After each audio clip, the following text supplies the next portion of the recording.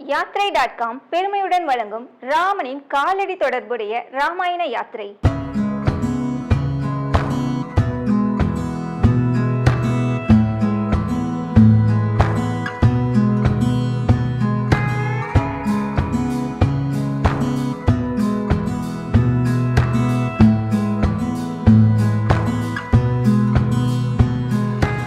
நாள் 1.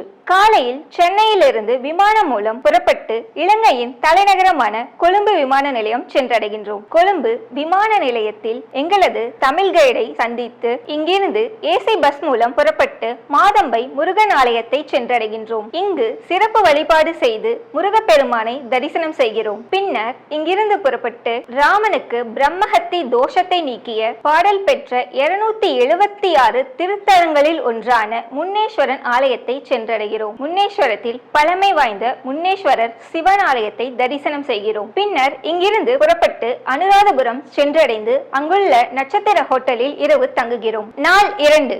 காலையில் அனுராதபுரத்தில் இருந்து புறப்பட்டு மன்னார் பகுதியை சென்றடைந்து அருகில் உள்ள பாடல் பெற்ற சிவன் ஆலயமான திருக்கேதேஸ்வரத்தை சென்றடைகிறோம். இங்கு திருக்கேதேஸ்வரரை தரிசனம் செய்த பின் இங்கிருந்து புறப்பட்டு யாழ்ப்பாண நகரை சென்றடைகிறோம். யாழ்ப்பாண நகரில் புகழ்பெற்ற நல்லூர் முருகன் ஆலயத்தில் அங்குள்ள முருகப்பெருமானை தரிசனம் செய்கின்றோம். அன்றிரவு யாழ்ப்பாணத்தில் உள்ள நட்சத்திர ஹோட்டலில் தங்குகிறோம். நாள் 3. காலையில் யாழ்ப்பாணத்தில் இருந்து சாலை மற்றும் கடல் மார்க்கமாக நாகத்தீவை சென்ற இங்கு 18 சக்தி பீடங்களில் ஒன்றான நாகபூஷணி அம்மன் ஆலயத்தை தரிசனம் செய்கின்றோம்.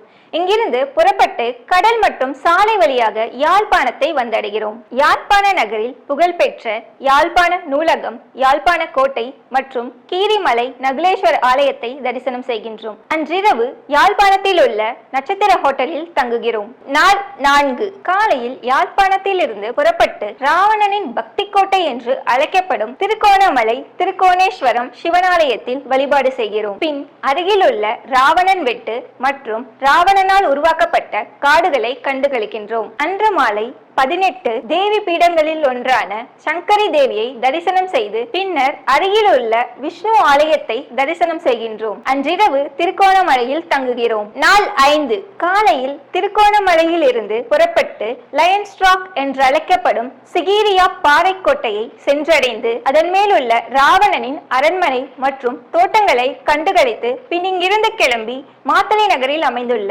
ஸ்ரீ முத்துமாரியம்மன் ஆலயத்தினை தரிசனம் செய்கின்றோம். பின்னர் இங்கிருந்து புறப்பட்டு கண்டி நகரை சென்றடைகிறோம். கண்டியில் உள்ள நட்சத்திர ஹோட்டலில் இரவு தங்குகின்றோம். நாள் 6. காலையில் கண்டி நகரில் உள்ள புகழ்பெற்ற ஸ்ரீ தலதா மாளிகையில் அமைந்துள்ள புத்த மடாலயத்தை கண்டுகளிக்கிறோம். பின் அருகில் ராவணனுக்கு எதிராக ராமனால் படைகள் திரட்டப்பட்ட பகுதியாக நம்பப்படும் ரம்போடாவில் உள்ள ஹனுமன் ஆலயத்தை தரிசனம் செய்து நுவரேலியாவை சென்றடைகிறோம். அன்றிரவு நுவரேலியாவில் உள்ள ஹோட்டலில் தங்குகிறோம். நாள் 7. காலையில் நுவரேலியாவில் இருந்து புறப்பட்டு சீதா சிறை வைக்கப்பட்ட இடமான அசோகவனத்தில் உள்ள சீதா தேவியின் ஆலயத்தை தரிசனம் செய்கிறோம். அருகில் உள்ள ஹக்கல தாவரவியல் பூங்கா மற்றும் பார்ப்போர் மனதை கொள்ளை கொள்ளும் ராவணன் எல்லா நீர்வீழ்ச்சியை கண்டுகளித்து அன்று மாலை கதிர்காமம் நகரில் உள்ள பிரபலமான கதிர்காம முருகன் ஆலயத்தினை தரிசனம் செய்கிறோம். அன்றிரவு கதிர்காமத்தில் உள்ள ஹோட்டலில் தங்குகிறோம். நாள் 8. காலையில் கதிர்காமத்தில் இருந்து புறப்பட்டு கொழும்பு நகரை சென்றடைந்து கொழும்பு நகரில் உள்ள